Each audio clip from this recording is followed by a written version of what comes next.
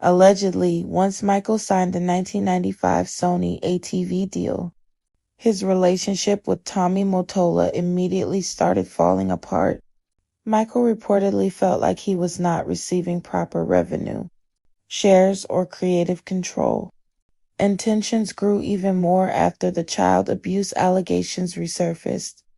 Michael's attitude was basically, "I'm the biggest entertainer in the world. I own half this catalog, and if you can't support me properly, let me out of the deal." But Sony allegedly refused. When Invincible came out in 2001, Michael reportedly did not want to extend his contract and wanted ownership of his masters and catalogs returned to him. I believe, allegedly, that Michael later realized the contracts and legal terms were not what he thought they were, especially regarding when he would regain I ownership of believe his Sony wanted masters. Michael Jackson financially cornered so they could pressure him into giving up his catalogs, publishing rights, and ultimately his power. In 2002, Michael Jackson publicly went after Sony Music Entertainment, calling the company racist and calling Tommy Mateo the devil. Then, only a year later, he was arrested on child molestation charges, which many fans still believe was a suspicious timing.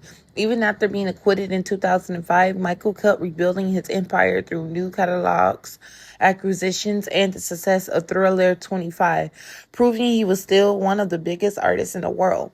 By 2009, with This Is It tour approaching, many people believe Michael was on the verge of regaining financial freedom, paying off his debts, reclaiming control of his masters, and possibly separating from Sony for good.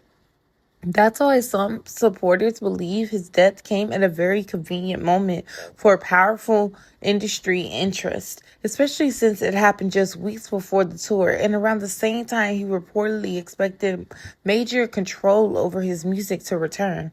There is no public proof of this conspiracy, but many believe Michael Jackson supporters believe his fight with Sony was never just about music.